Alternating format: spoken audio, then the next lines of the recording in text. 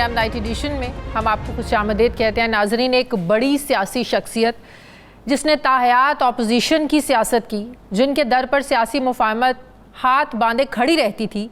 जी हाँ, ये तारुफ उस शख्सियत का है जिससे जो मुल्की तनाज़ात को हल करना अपना फ़र्ज समझते थे। ये तारुफ पाकिस्तान के उस सियासी गुरु का है जो ज़ाती अनाव और कौमी मफाद के फ़र्क को ऐसे समझाता कि हुक्मरान भी कायल हुए बग़ैर नहीं रह सकते थे। जी हाँ, मेरी मुराद खानपुर के नवाबज़ादा नसरुल्लाह खान से है। आज वतन अज़ीज़ की सियासी तबाही को देखकर नवाब साहब की जो याद है ये बार बार आती है कि क्या इस वक्त कोई ऐसा नहीं जो पाकिस्तान की पॉलिटिकल पोलराइजेशन को ख़त्म करवा सके।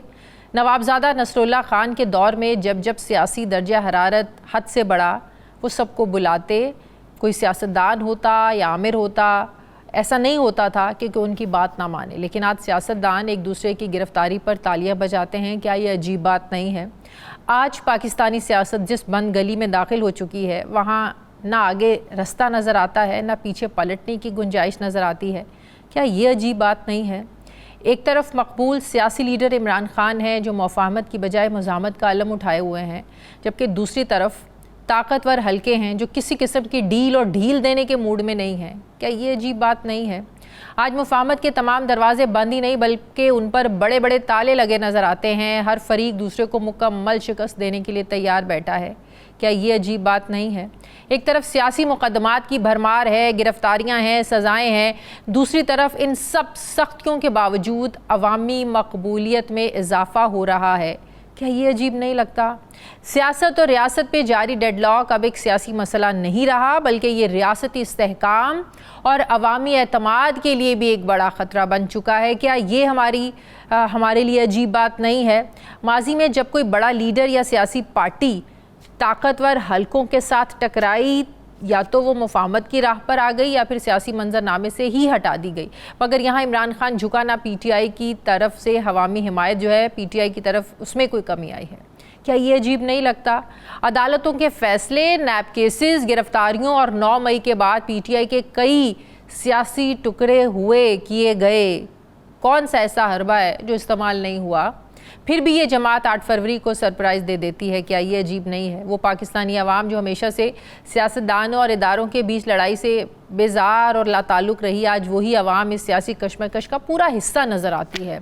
क्या ये इतने अरसे में एक सियासी बात अजीब बात नहीं लगती? आज अवाम ये सब देख रही है, सवाल पूछ रही है और ख़ामोश तमाशाई बनने से इनकार कर रही है। क्या ये अजीब बात नहीं है?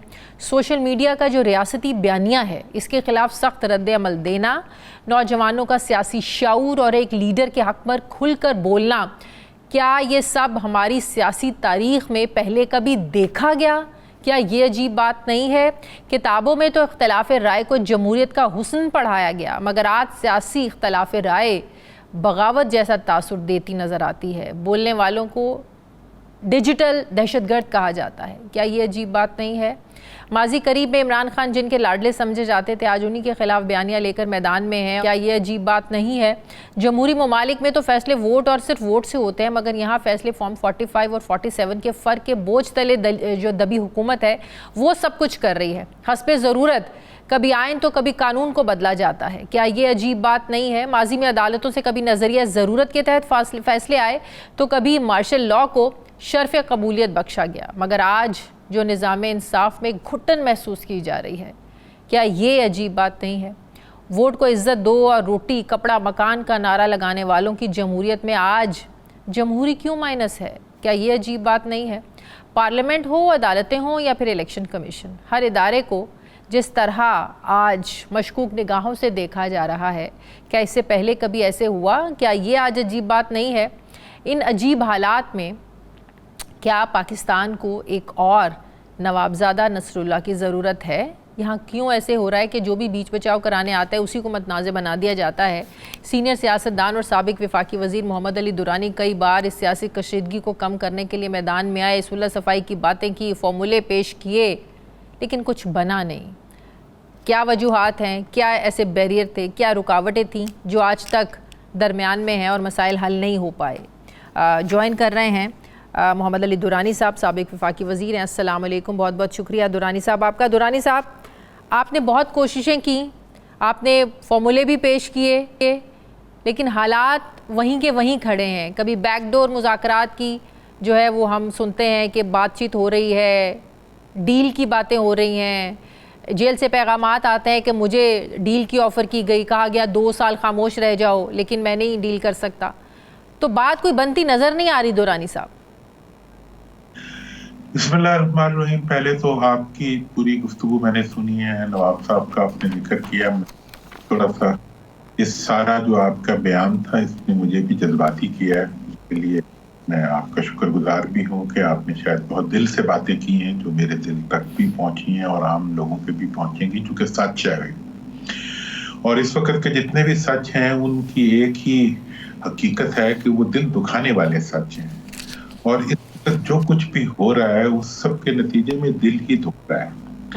और आपकी बिल्कुल वजह एनालिसिस है कि जी आगे बढ़ने के लिए तो मफाहमत ही रास्ता हुआ करती है, लेकिन इस वक्त मफाहमत को भी एक ऐसा मुतनाज़े अमल बना दिया गया है कि मफाहमत की बात करना भी, जिस तरह करप्शन के खिलाफ बात करना अजूबा लगता है, इसी तरह मफाहमत के खिलाफ मुफाहमत की बात करना भी एक अजीब सी बात लगती है कि यार आप क्या कह।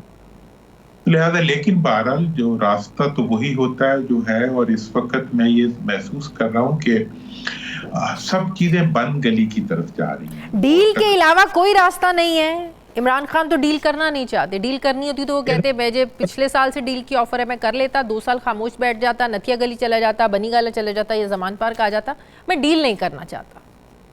देखिए, इमरान का एक बात, उनके बहुत सी चीजों से इख्तलाफ भी हो सकता है, इत्तेफाक भी हो सकता है, लेकिन इमरान खान को जो गाइड करने वाला फैक्टर है वो अवाम है और वो यूथ है। और मैं ये समझता हूँ कि वो माजी में उन्होंने ये नहीं कभी कोई कॉम्प्रोमाइज नहीं किया, बहुत से कॉम्प्रोमाइजेस किए हैं, इक़्तिदार ये भी कॉम्प्रोमाइजेस हुए हैं, लेकिन आज उसका मसला ये है कि जिस प्लेटफॉर्म पे वो खड़ा है वो कॉम्प्रोमाइज नहीं करने दे रहा। इस वक्त जो यूथ 65% यूथ जिसने अब स्टीयरिंग संभाल लिया है अवाम की पब्लिक ओपिनियन का, और उस यूथ के पास जो है एक ताकत भी आ गई है। हर एक के हाथ में एक टेलीविजन स्टेशन है जिसको वो खुद रन कर रहा है, और उसके पास एक अवेयरनेस का सोर्स है। आप जब मीडिया को बंद कर देते हैं, टीका लगा देते हैं, वो टीका उस पर कोई असर नहीं करता, बल्कि वो हर इंफॉर्मेशन जो है उस तक पहुंचती है, उसके अंदर मजीद रिएक्शन पैदा। लेकिन अवाम में अवेयरनेस कैसे आएगी कि इमरान खान ये चाह रहा है, 2-1.5 साल से वो अंदर है, इनकी पार्टी के अंदर आपस में ही नहीं बन रही है, किसी को पता ही नहीं है कि कौन सच बोल रहा है। जो इमरान खान से मिलकर आता है वो अपनी एक कहानी सुनाता है। आज़म सवाती साहब की रीसेंट एक मिसाल है, वो कहते हैं कि मुझे इमरान खान ने टास्क दिया तुम बात करो, बाद में पार्टी ने डिसऑन किया, बाद में कहा गया इमरान खान ने वकला के जरिए पैगामात भेजे। तो बाहर जो यूथ बैठी है वो उसमें ये कॉन्फिडेंस कैसे है, उसे ये अवेयरनेस कहाँ से मिले कि इमरान खान अंदर बैठा क्या चाहता है? पार्टी को तो पता ही नहीं है कहना क्या, बाहर आके भान की तो बोलियां पार्टी के अंदर। देखिए, अब यहाँ मैं आपको बिल्कुल चंद अल्फाज में बता दूं कि इमरान खान की पार्टी सिर्फ 2 जगह पे एग्जिस्ट करती है, एक पब्लिक में और दूसरा इमरान खान के अपने जहन में, और ये पार्टी कहीं नहीं है। बाकी जितनी भी लीडरशिप है वो सारी के सारी बस इमरान खान की मुलाकात के बारे में स्टेटमेंट तक महदूद है, फोटो से लेकर। अब जहां तक सवाल है कि ऐसी सिचुएशन में वे आउट क्या है, वे आउट ये है कि इमरान खान को जितने दिन हर 24 घंटे जो है वो उसकी पॉलिटिकल हाइट में इजाफा कर देते हैं, और उसके साथ जो अटैचमेंट है उसमें भी इजाफा कर देती हैं। ये एक तो पहली बात तो है, ये समझने की बात है हुक्मरानों की, जो कि हम समझा सकते कि भाई आप उसको जब तक छोड़ेंगे नहीं उस वक्त तक वो किसी चीज के लिए अकाउंटेबल नहीं होगा, क्योंकि वो खुद जेल में है। जेल में बैठे हुए किसी फर्द की हर चीज की एलिबाई होती है, बाहर जो कुछ भी होगा उसके लिए उसको अक्यूज नहीं किया। पुराने जमाने में जो मुजरिम होते थे ना, उन्हें कोई वारदात करनी थी तो अपने आप को जेल में बंद करा लेते थे, उसके बाद कुछ करते थे। तो बैन ही इस वक्त इमरान खान को कोई चीज अक्यूज नहीं कर सकती अदर देन कि वो जेल से बाहर आए और अपने इकदामात और अपने बयानात की जिम्मेदारी खुद उठाएं, और ये इस वक्त एक कौमी जरूरत है। बहुत शुक्रिया साबिक वफाकी वजीर। मोहम्मद अली दुरानी साहब मेरे साथ थे। सर बहुत शुक्रिया, आपने वक्त दिया। मुझे ब्रेक लेनी है नाज़रीन, वापस आते हैं वक्फे के बाद।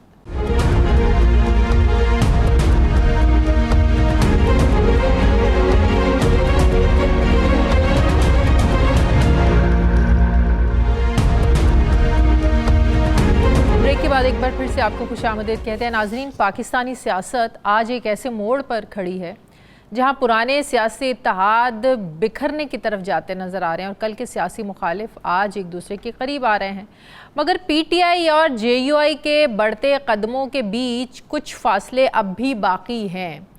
इन सियासी फासलों को मिटाने के लिए दोनों जमातों के दरमियान मुलाकातें हो चुकी हैं, लेकिन अभी तक अपोजिशन का एक ये इत्तेहाद जो ग्रैंड अपोजिशन अलायंस बनना था वो बन नहीं पाया। कहा जा रहा था कि अपोजिशन इत्तेहाद में होने या ना होने पर JUI हतमी फैसला 19 और 20 अप्रैल को उनका जो पार्टी का इजलास है उसमें उन्होंने करना है। आज इजलास का दूसरा रोज़ था, लेकिन अभी तक जो है फ़ैसला कुछ सामने नहीं आया है।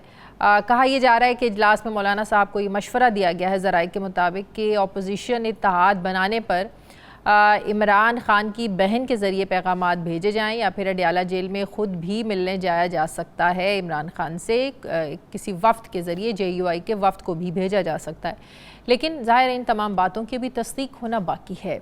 इसमें कोई शक नहीं है कि तहरीक इंसाफ के लिए ये वक्त सियासी तन्हाई का है। इमरान खान समेत ज़ाहिर है सीनियर जो लीडरशिप है वो जेलों में है।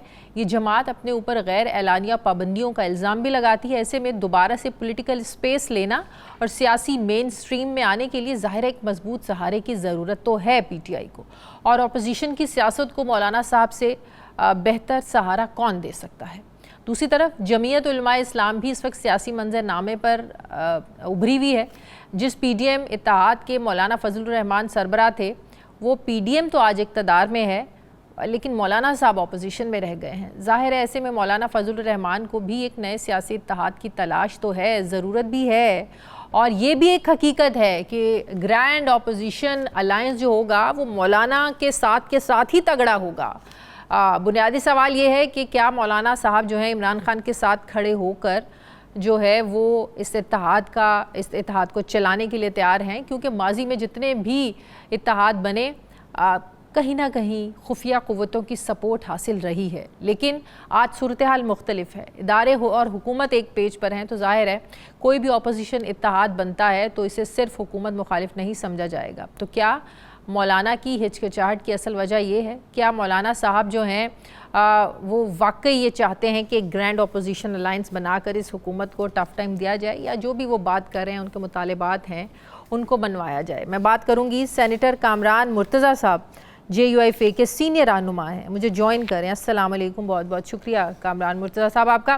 कामरान मुर्तज़ा साहब, आज दूसरी पार्टी की मीटिंग इजलास में कोई फ़ैसला हो पाया कि क्या होना है इत्तेहाद के हवाले से? अभी तक इजलास चल रहा है और ये इजलास मुमकिन तौर पे कल भी जा सकता है। अच्छा। मगर जो भी होगा फैसलों का ऐलान जाहिर है कि वो लीडरशिप करेगी, मौलाना साहब खुद करेंगे। तो क्या हम ये कह सकते हैं, क्योंकि ख़बरें आ रही हैं कि मौलाना साहब कहीं ना कहीं राज़ी तो हैं कि पैगामात अंदर भेजे जाएं, ज़रूरत पड़े तो डेलीगेशन भी भेजा जाए इमरान खान से मिलने के लिए? ना मैं इसकी तस्दीक कर सकता हूँ ना तरदीद कर सकता हूँ, क्योंकि अभी तक डिबेट जारी है, और जब डिबेट जारी हो तो फैसला कोई भी हो सकता है। उसके बाद वोटिंग का मरहला भी आ सकता है, अगर बहुत क्लोज तकसीम हो। तो अभी तक तो डिबेट जारी है और कुछ भी हो सकता है, तो बन भी सकता है, नहीं भी बन सकता, दरमियान का भी कोई रास्ता हो सकता है। कह नहीं सकता, इस वक्त कुछ भी नहीं कह सकता इस हवाले से। तो इसमें सिर्फ ये फैसला होना है अभी कि चलना है उनके साथ या नहीं चलना, या अभी जो आप लोगों के कुछ तहफ़्फ़ुज़ात हैं पहले वो डिस्कस होंगे, दोबारा से फिर कहानी वहीं से शुरू होगी कि जो एक ट्रस्ट डेफिसिट है PTI के दरमियान और JUI के दरमियान, पहले वो फासले ख़त्म हो फिर इत्तेहाद बने, कहानी लंबी चलेगी? अभी जो फैसला होना है वो इत्तेहाद में शामिल होने या ना होने का या तहफ़्फ़ुज़ात का है? तहफ़्फ़ुज़ात तो पहले से कन्वे हो चुके हैं, वो मेरे जरिए कन्वे हो चुके हैं असद कैसर साहब को, और असद कैसर साहब से ऊपर जा चुके होंगे खान साहब तक। मुमकिन है बराह रास्त या मुमकिन है कि बिलवास्ता, मगर वो तहफ़्फ़ुज़ात कन्वे हो चुके हैं और हमें जो जवाब कन्वे हुआ था उसमें उन्होंने एग्री किया था। मगर स्टिल उसके बाद कुछ ऐसी डेवलपमेंट्स हुई थी जिसकी वजाहत दरकार थी, और रिपीटेडली हमने बताया कि ये वजाहत हमें चाहिए, ऑफिशियली चाहिए। वो नहीं की गई। तो ये सारी चीजें डिबेट हो रही हैं। मैंने भी सामने रख दिया था, जो कुछ मेरी रिपोर्ट थी मैंने हाउस के सामने रख दिया था। हाउस अब डिबेट कर रहा है इस बात पे, कोई वजाहत मजीद चाहिए होगी तो। इस हुकूमत के चलने की एक जमानत जाहिर है पीपल्स पार्टी तो है ही, कहा जाता है कि एक मजबूत सहारा मौलाना साहब का भी है। कामरान साहब? नहीं, मौलाना साहब आप अगर उनकी ताल्लुकात को वो सहारा समझती हैं तो ताल्लुकात नहीं, ताल्लुकात अपनी जगह पे होते हैं और बाकी दोस्तियां अपनी जगह पे होती हैं। मेरी बहुत सारी दोस्तियां नून में हैं, वो कि वो आजकल नाराज भी हैं इसी वजह से कि जी आप साथ नहीं चलते, या शायद आपका जो ना आप दूसरी तरफ जो ना आपकी राय है, मगर इसके बावजूद जो है वो ताल्लुक और दोस्ती समाजी ताल्लुकात वो अलग होते हैं, सियासत अलग होती है। तो क्या एक बात पार्टी में वाजे है कि अगर तहरीके इंसाफ इस्टेब्लिशमेंट से बात करेगी तो ये इत्तेहाद नहीं बनेगा? इस पे तो कोई सेकंड थॉट नहीं है ना आपकी पार्टी के अंदर? तो बिल्कुल उनको एक शर्त की सूरत में कन्वे कर दिया गया था और जिसके साथ एग्री भी किया गया था, और देन उसके बाद जो है ना फिर एक नई डेवलपमेंट हुई थी। उस डेवलपमेंट के हवाले से हमने ऑफिशियल स्टेटमेंट मांगी थी पार्टी, या ऑफिशियली वो इसको एक्सेप्ट कर रहे हैं या डिनाई करते हैं, वो अभी तक नहीं है। उनकी पार्टी के लोग तो अभी कहते हैं, शेर अफजल मरवत भले उन्हें निकाल दिया गया, जाहिर है उनका पार्टी से एक ताल्लुक तो रहा, उनका कहना है कि ये राब्ते चल रहे हैं, बातचीत हो रही है और बड़ी जल्द अच्छी खबर भी आ जाएगी। तो ऐसे में फिर इत्तेहाद बनेगा नहीं बनेगा? अगर वो वहाँ से अच्छी खबर के इंतजार में है तो फिर वहाँ से इंतजार करें उसका। फिर तो इत्तेहाद का मामला जो है उसकी एक शर्त थी, और वो शर्त जो है वो पार्टी की मंशा के साथ जो है ना वो कन्वे की गई।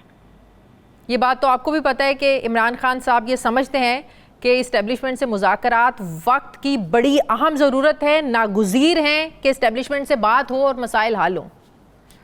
उनकी जरूरत होगी, हमारी जरूरत नहीं है। और अगर हमारी जरूरत कभी हो तो वो अगर किसी इत्तेहाद का हम हिस्सा हो तो वो जॉइंटली होगी, ना कि अकेले अकेले। अच्छा, तो आप ये कह रहे हैं कि इत्तेहाद पहले बन जाए, फिर इत्तेहाद इस बात का फैसला करे कि इस्टेब्लिशमेंट से बात करनी है या नहीं करनी? इस्टेब्लिशमेंट से या इवन हुकूमत से या किसी और पार्टी से, वो फिर वो इत्तेहाद का नज़म जो है या उसका ढांचा जो है ये तय करेगा कि किससे बात होनी चाहिए, किससे नहीं बात होनी चाहिए। मगर तो फिर कोई पार्टी अकेले तौर पे जो है वो उड़ान नहीं रख सकती। बतौर आप लोगों के इंडिविजुअल सियासी जमात, आप लोग क्या समझते हैं कि इस हुकूमत से बात करने का कोई फ़ायदा है? क्योंकि पीटीआई तो इन्हें समझती है कि इनके पास तो इख्तियार ही नहीं है, ताकत जिनके पास है, बात उधर ही होनी चाहिए, मसले का हल उधर से निकलेगा। तो बतौर इंडिविजुअली एक सियासी जमात आप समझते हैं कि अगर इत्तेहाद बनता है तो इनसे बात करने का कोई फ़ायदा है हुकूमत से? हम दस्तूर पे बिलीव करते हैं, दस्तूर के मुताबिक पॉलिटिक्स करते हैं और उसी के मुताबिक आगे बढ़ना चाहते हैं। तो इन्हीं से बात करेंगे, हुकूमत से ही बात होनी। दस्तूर तो यही कहता है कि सियासी मामलात सियासी जमातें हल करें। जो दस्तूर कहता है हम उस समत में आगे बढ़ना चाहेंगे। ठीक है, बहुत शुक्रिया JUIFA के सीमा सेनेटर कामरान मुर्तज़ा साहब मेरे साथ है। बहुत शुक्रिया सर, आपने वक्त दिया। मुझे ब्रेक लेनी, नाज़रीन वापस आते हैं एक छोटे से वक्फे के बाद।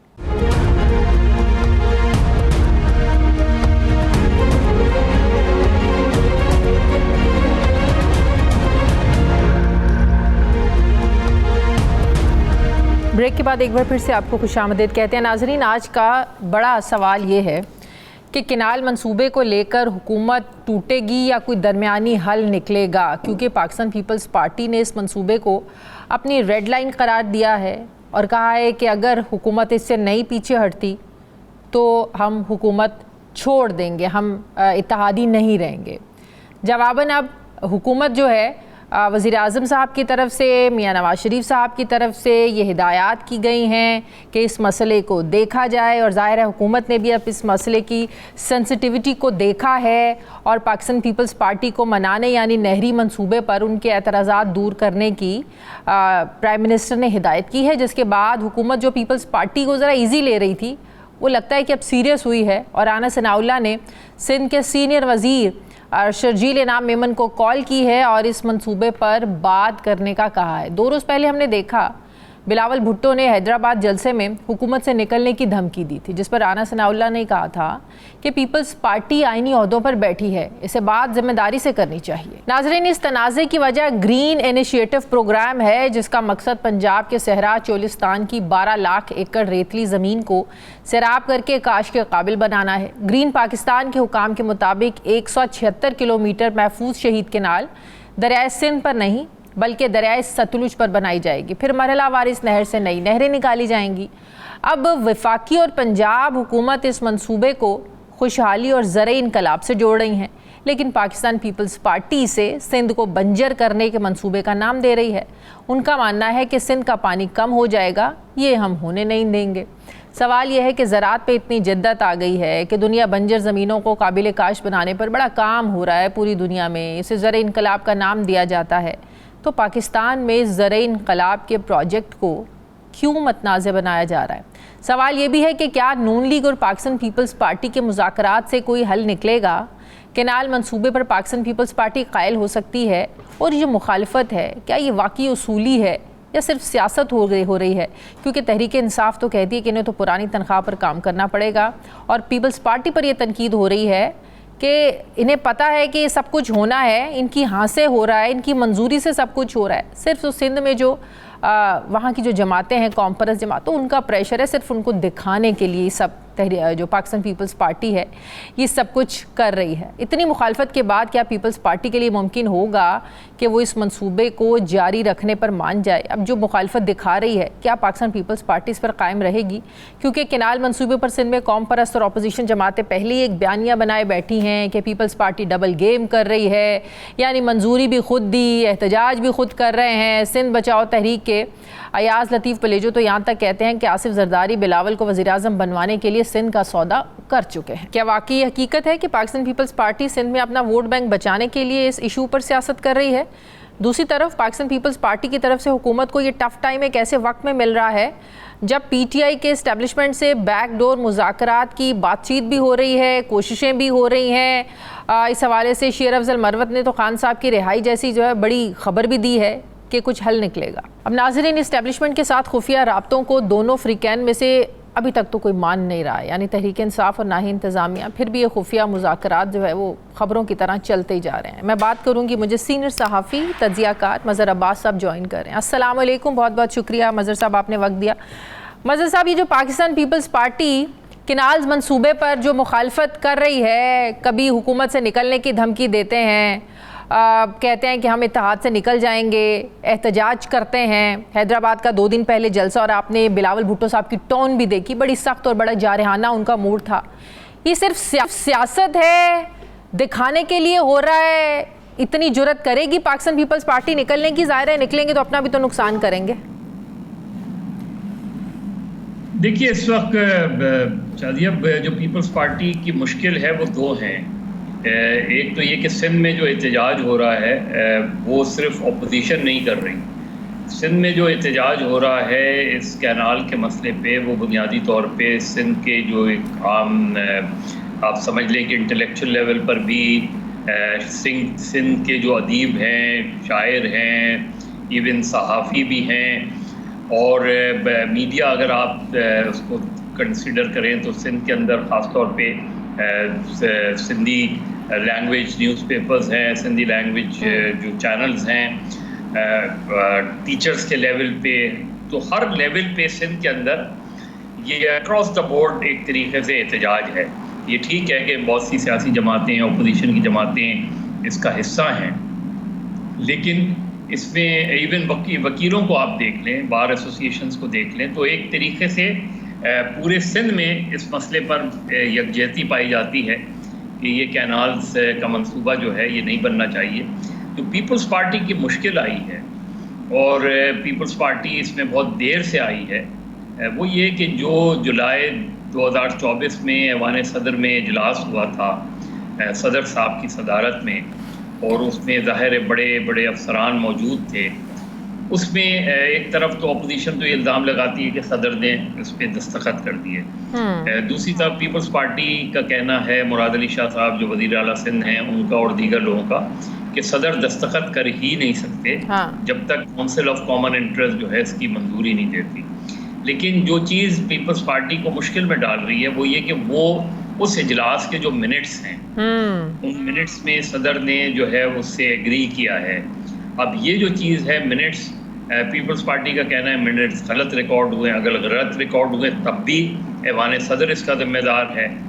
किसने गलत रिकॉर्ड किए और क्यों गलत रिकॉर्ड किए हैं उस पर ऐवान सदर इन से सब कोई बातों से हटकर आपकी अपनी जाहिर है आपको इन मामलात पर ग्रिप भी है, क्या पाकिस्तान पीपल्स पार्टी सही मुखालिफत कर रही है? कौम परस्त जमातें सही मुखालिफत कर रहे हैं? क्या वाकई सिंध के साथ ज़्यादती हो जाएगी, सिंध के पानी के साथ ज़्यादती हो जाएगी? हुकूमत से पूछें तो वो कहते हैं इरसा की डिवीज़न है, इरसा का मामला, हम कौन सा सिंध का पानी ले रहे हैं? 6 नहरें तो सिंध से भी निकली हैं। हुकूमत अपने आप को डिस्टेंस करती है कि ये इरसा का काम है, उन्होंने डिवीज़न करनी है। सवाल ये है कि वज़ीर आज़म मुश्तरका मफादात कौंसिल का इजलास क्यों नहीं बुला रहे? हाँ, ये फैसला तो वो करेगी ना। बिल्कुल। आप जब तक काउंसिल ऑफ कॉमन इंटरेस्ट पानी के मंसूबों के हवाले से ख़ास तौर पे जब तक मुश्तरका मफादात कौंसिल इस मामले में कोई फैसला नहीं करती, कोई भी मंसूबा कितना ही अच्छा क्यों ना हो उनकी नज़र में, वो मंसूबा बन नहीं सकता अगर काउंसिल ऑफ कॉमन इंटरेस्ट जो है उसकी मंजूरी नहीं देती। तो अब तक वज़ीर आज़म और वैसे भी और भी दीगर मामलात में आईनी जिम्मेदारी है वज़ीर आज़म की। ये वो नहीं है, ये हवा में बात नहीं है, ये आइन में लिखा हुआ है कि हर 90 रोज में काउंसिल ऑफ कॉमन इंटरेस्ट का इजलास होगा। जब से शहबाज शरीफ वज़ीर आज़म बने हैं एक इजलास भी नहीं हुआ। नहीं तो फिर किसके दिल में चोर है? पाकिस्तान पीपल्स पार्टी के चोर या नहीं वैसे देखिए ना, हुकूमत को तो कॉन्फिडेंस हुकूमत में तो होना चाहिए ना। अगर सदर साहब ने मंजूरी दी है फिर तो CCI की मीटिंग बुला लेनी चाहिए। मैं तो यही कह रहा हूँ ना, इसमें चोर और डाकू की बात नहीं है, एक आईनी जिम्मेदारी है वज़ीर आज़म की। वज़ीर आज़म अगर इजलास नहीं बुला रहे तो फिर दाल में कुछ काला है। अगर दाल मुकम्मल काली नहीं भी है तो दाल में काला है, आप इजलास क्यों नहीं बुला रहे? जबकि ये भी सिंध के अंदर ये भी सवाल है, सिंध में ये भी लोग सवाल कर रहे हैं कि भाई काउंसिल ऑफ कॉमन इंटरेस्ट की कॉम्पोजिशन ऐसी है कि जिसमें मेजॉरिटी जो है वो पंजाब के लोगों की है। अब ये अलग बात है, लेकिन उसके बावजूद भी काउंसिल ऑफ कॉमन इंटरेस्ट का इजलास होना तो जरूरी है। बिल्कुल। जब तक आप एक बहस चल रही है, सिंध में एहतजाज हो रहा है, जगह जगह एहतजाज हो रहा है, महीनों से एहतजाज हो रहा है, लेकिन वज़ीर आज़म को फुर्सत ही नहीं है। वज़ीर आज़म को इस मामले में उनका रवैया इंतहाई गैर संजीदा है। बहुत शुक्रिया सीनियर सहावी तजिया का अब्बास साहब मेरे साथ थे। सर बहुत शुक्रिया, आपने वक्त दिया। मुझे ब्रेक लेने नाज़रीन वापस आते हैं वक्फे के बाद।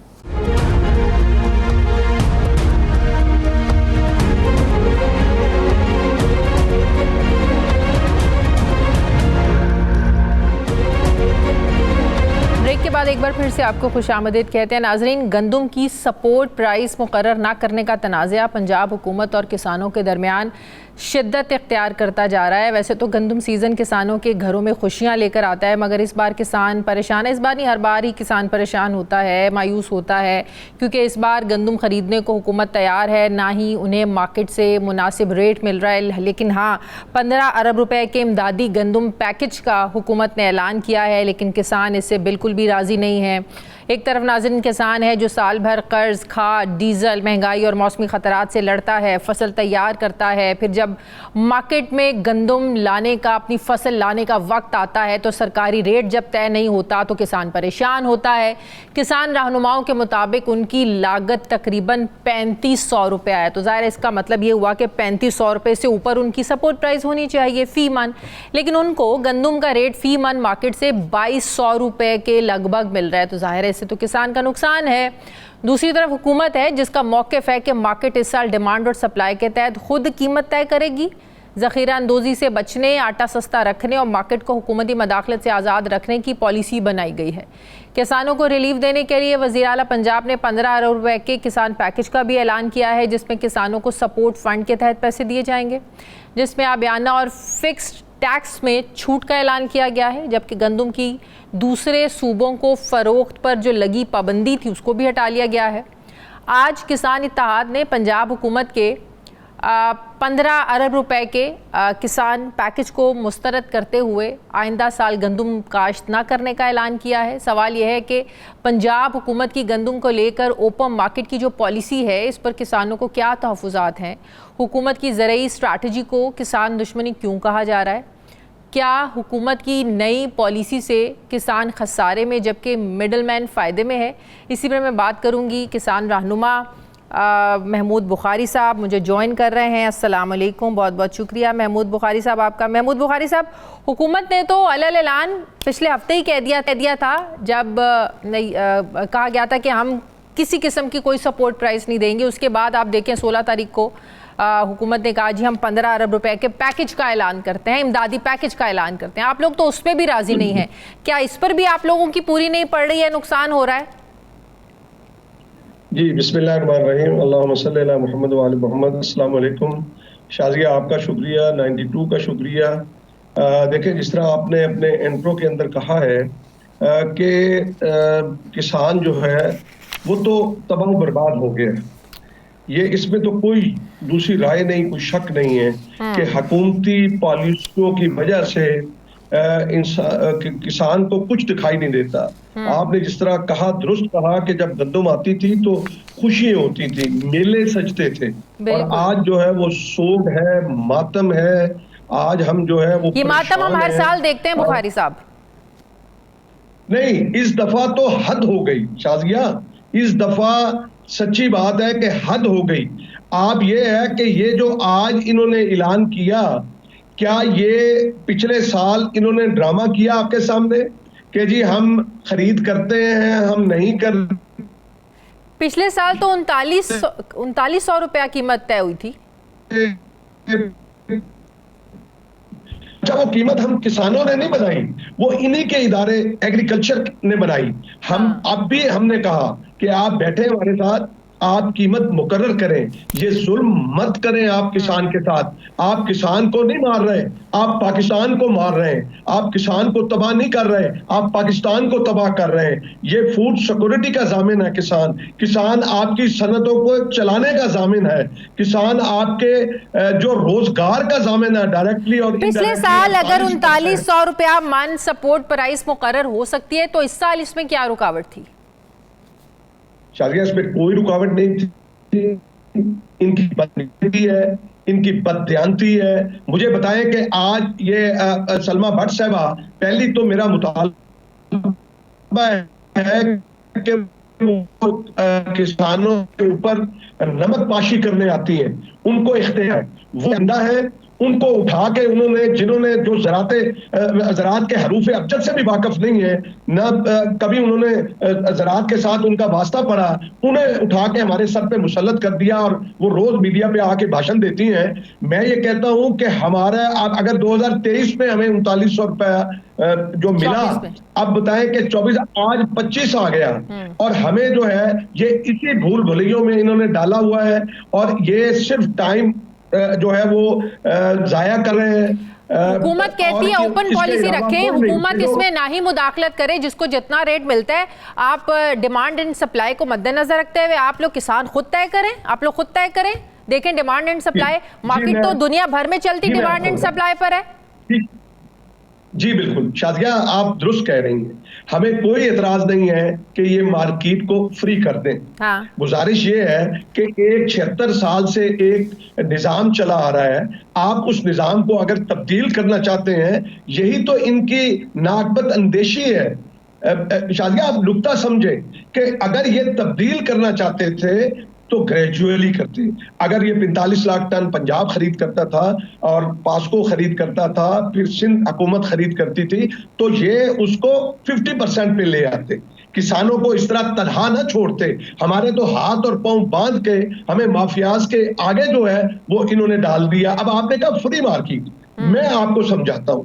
इधर से ये रोटी का रेट तय कर रहे हैं, देखें ये कनेक्टर, जरा समझने की बात है, ये झूठ बोल रहे हैं, ये किसानों के साथ बहुत बुरा सलूक कर रहे हैं कि रोटी का रेट जब मुकर्रर हो गया, रोटी कनेक्ट करती है आटे के साथ, बिल्कुल, और आटा कहां से बनता है शाज़िया? गंदम से बनता है ना, गंदम से। तो जब आपने रोटी का रेट तय कर दिया तो फिर ऑटोमेटिक गंदम का रेट तय हो गया।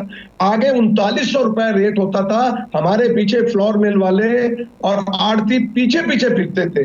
खुदा की कसम, आज मैं मुल्तान में हूँ, आज हमने प्रेस कॉन्फ्रेंस की है, मैं खेत में गया हूँ, अल्लाह की कसम खा के कह रहा हूँ कि लोग रो रहे थे, लोग बददुआएं दे रहे थे। आप लोगों की क्या स्ट्रेटेजी है? सड़कों पर निकलने से तो अब आप देखें ना, पीटीआई पिछले 3 सालों से सड़कों पर है, पीटीआई की तो किसी ने नहीं सुनी। आप लोग सड़कों पर आकर देख लें तो आप लोगों के साथ क्या होगा, क्या स्ट्रैटेजी, अगले साल से गंदम काश्त नहीं करेंगे, ये करेंगे आप लोग, तो ये मुल्क दुश्मनी नहीं होगी, लोगों के साथ ज्यादती नहीं होगी। गैरतमंद है किसान, गैरतमंद है किसान, जो है वो भीख नहीं चाहता।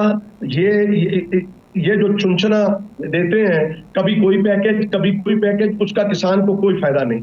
आपने अगर लेवल प्लेइंग फील्ड देनी है, इनपुट सस्ती कीजिए, आप खादें सस्ती कीजिए, उस तरफ क्यों नहीं आते? और अब तो आधा वक्त गुजर गया, ये टाइम बाइंग है तो ये कर रहे हैं। हमें पता है कि इन्होंने हशर जो किसान के साथ कर दिया है, देखिए उसके 2 टाइम है, हमें एक गंदम नहीं बीजेंगे, और जब इलेक्शन आएगा तो आप देखिएगा कि क्या उसका रद्द-ए-अमल होता है। ठीक है, बहुत शुक्रिया।